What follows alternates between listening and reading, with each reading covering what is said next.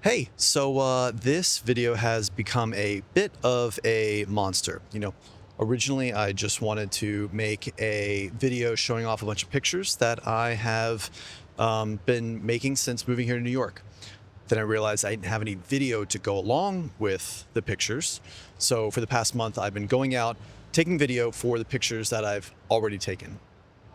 But before all that, I shot a talking head sequence for the video I had no clue what was even going to be. So I'm going to show that now because, sunk cost, doesn't mean anything to me. And I spent a lot of time in the lighting. So here you go. 1 2 1 2.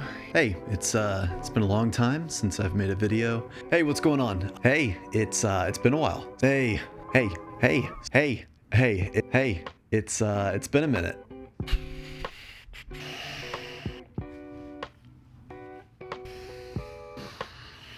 Hey, so it's been a minute since the last time I made and put up a video. Some things have changed. I'm now a New Yorker and have been for the past 6 months. And so I figured it was time to share some of the photography I've been working on, share my experience. I wanted to bring you along and show you around the city. So let's go. Yeah. So then I was like, okay, I need to shoot some other intros. So let's do this like really cool computer cinematic intro that also has nothing to do with anything else. And so shot that and here we go.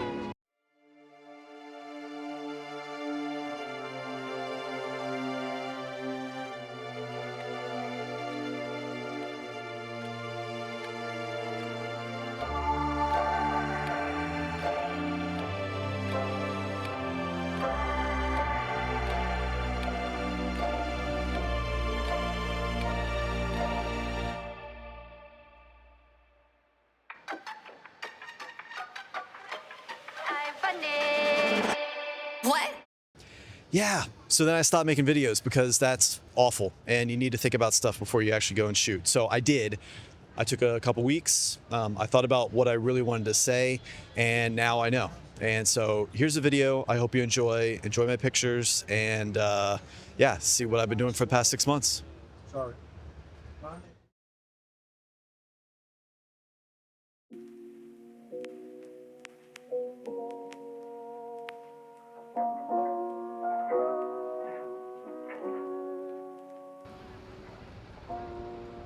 Today, I'm going to show you around the city with a few short vignettes, putting you in my shoes as I try to find unique moments to capture. I'm always on the lookout for interesting subjects, pockets of warm, dusk light, and the inevitable chaos that defines New York. I either find a corner that has nice light and wait for somebody to pass through it, or sometimes walk through the same area over and over, hoping to capture an interesting interaction as I pass. But as much as I try to be formulaic about my approach, the best pictures come when I'm just at the right place at the right time.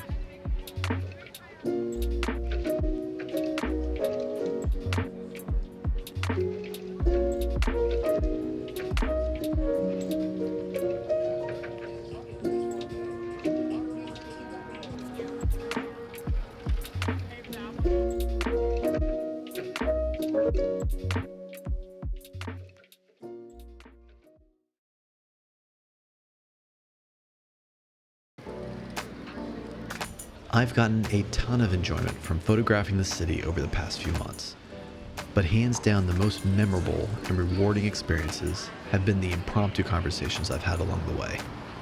I'm the textbook definition of an extrovert, but even for me, it takes courage and hard work to start conversations with a stranger. But it always pays off. Everyone has a story to tell if you're willing to listen.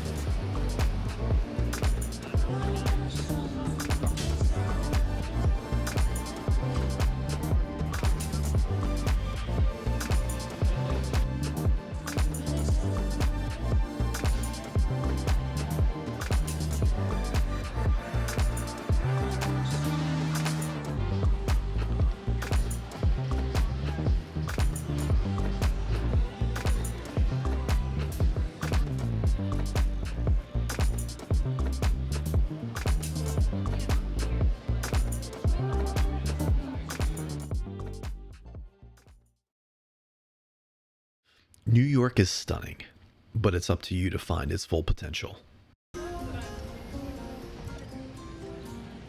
Its beauty lies in the iconic skyline, as well as the corner bodega, coffee shop, and street food vendor.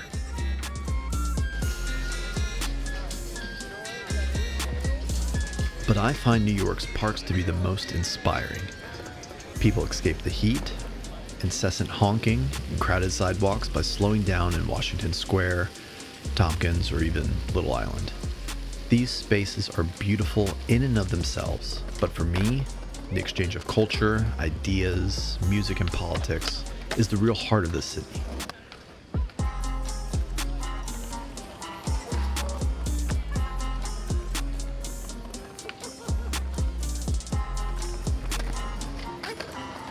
When I'm walking home from dinner or drinks, I go out of my way to walk through one of those parks, because you just never know who you're going to run into.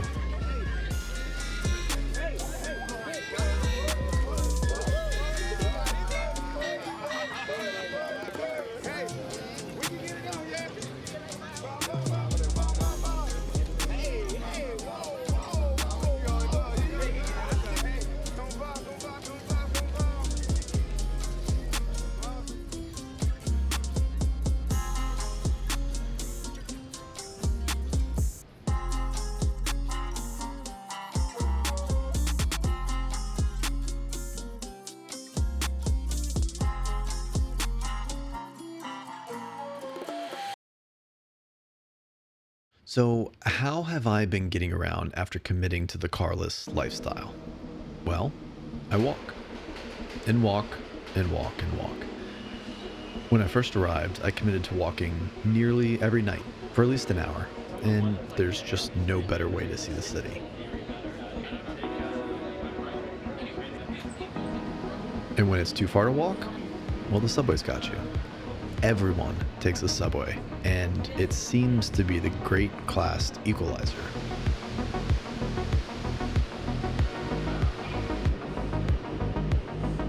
Depending on where you are and where you need to go, there's no Uber Black or Blade that could get you there faster, and I love that. Yeah, it's hot in the summer and it can get crowded, but really, it's amazing. And the proximity to a good station, it's a huge factor in where I decided to live.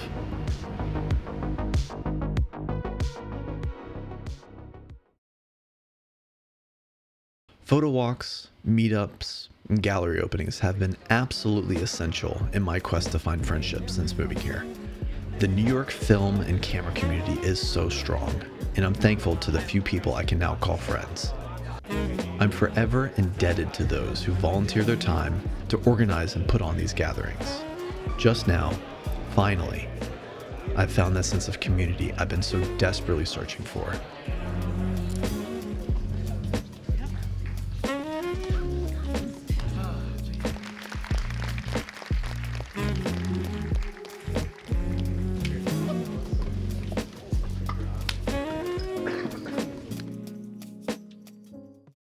There's still work to be done, though. I'm pushing myself, putting myself out there every day.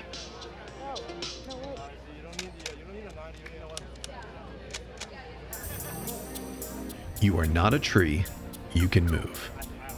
Now, I stole this line from my favorite person, but it's so true. As I was telling my friends and family about moving, I can't tell you how many times I heard, "I am so happy for you, but I don't know if I could ever do that."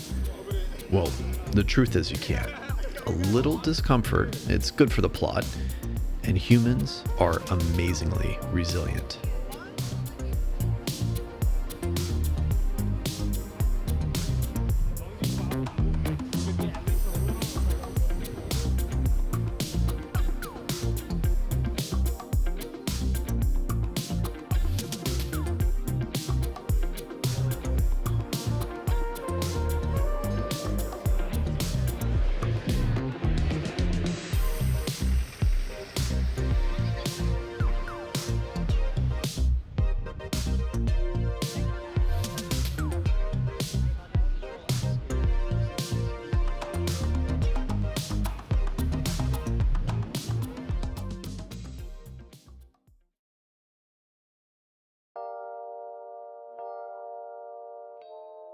You may have noticed the pictures I'm sharing with you today are digital.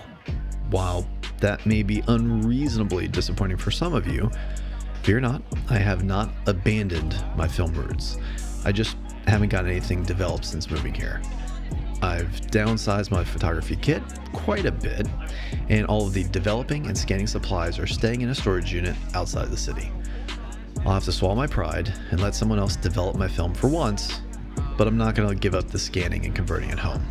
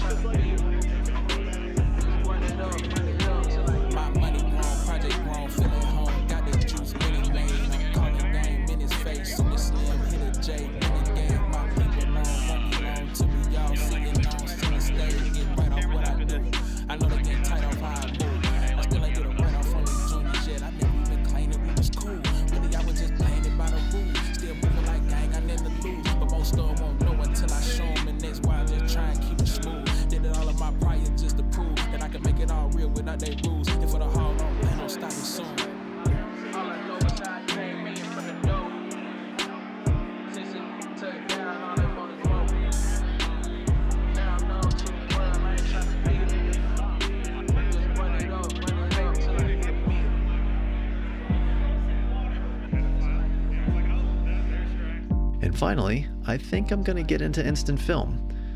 Attending Policon this year and seeing the results of that new black and white emulsion was really amazing. So, stay tuned for that.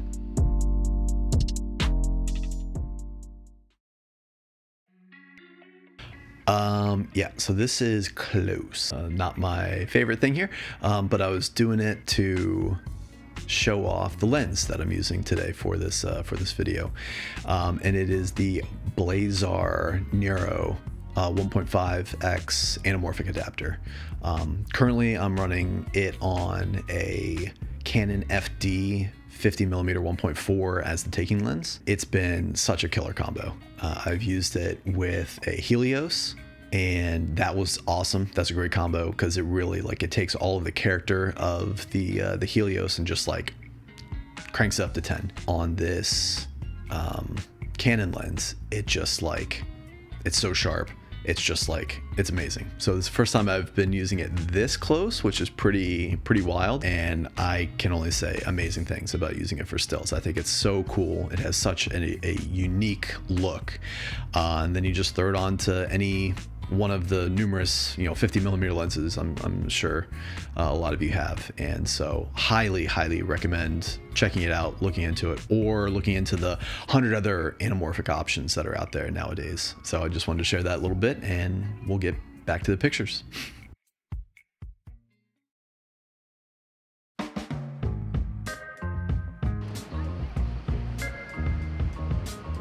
I'm in no position to give the definitive recommendation on where to live or what to see when you're visiting. All I can do is tell you where I keep coming back to myself. That's the East and the West Village. And Times Square. And now I know what you're thinking. This basic, uninspired transplant still enjoys Times Square. And yeah, I do. The standard critiques are totally valid. It's gaudy, materialistic, and a haven for narcissism. But I keep coming back to photograph the people stopping in their tracks, awestruck by the lights and the sounds, and making a memory that will stay with them forever. There's inherent beauty in that, watching the formation of someone's core memory, a time that person will look back at for the rest of their lives.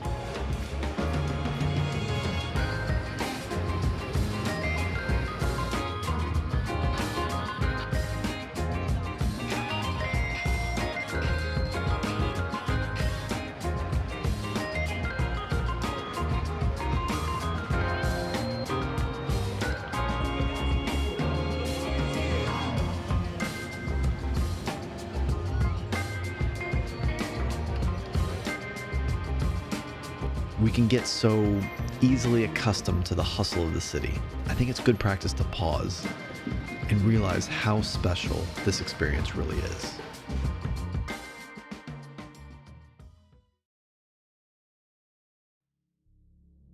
yeah, maybe this would be good to convey some of the more emotional things I was looking to get out in this video. And a lot of that has to do with overcoming loneliness. Finding community is something that I didn't know until this point was crazy important to me. I think I'd always probably had that as a top 5 thing for me. But ever since moving here and not having the community that I had in DC through work, through the film community, through other friends that I had, it was obvious that that was something that I was missing here. And that's been hard. It's been hard to find. It takes a lot of effort to maintain, find new relationships. And I'm learning every day. I'm getting better at it, but it is, it's a lot of work. It's a lot of work. I think everybody should do a big move in their life, you know, whether it's a new job, whether it's a brand new city, really pushing themselves. I think you learn a lot about what's important to you in some kind of jarring move like that. I think I'd recommend it. I'm pretty sure I'd recommend it. Yeah, I'm pretty sure, but it's hard.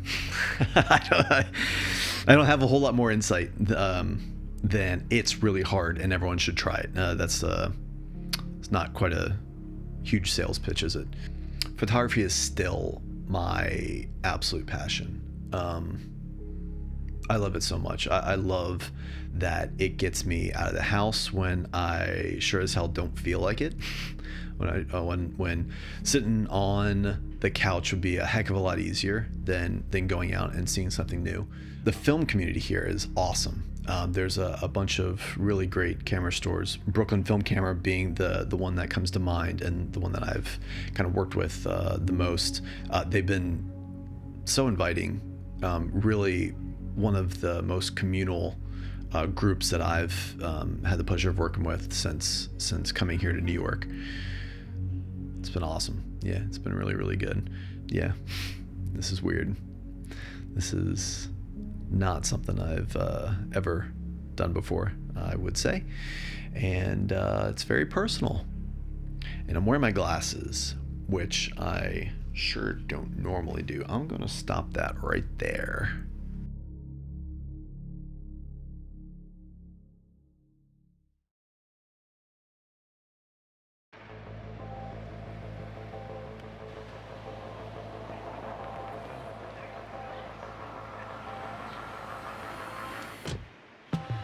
There seems to be quite a bit of overlap between the film photo community and the car community. I don't know if it's love for tinkering on old analog mechanical devices or taking pictures with a camera that matches the vintage of the cars, but it seems like I always manage to find a handful of film photographers at these meets. This too has been a really great way to meet like-minded individuals and new friends.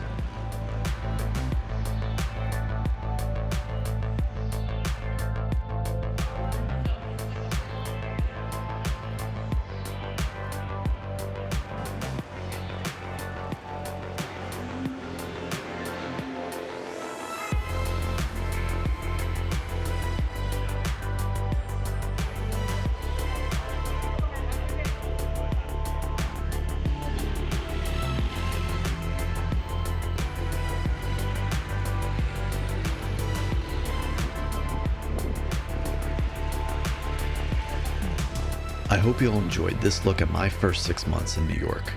It's been a wild ride, to say the least, but I'm really proud of myself for the progress I've made so far.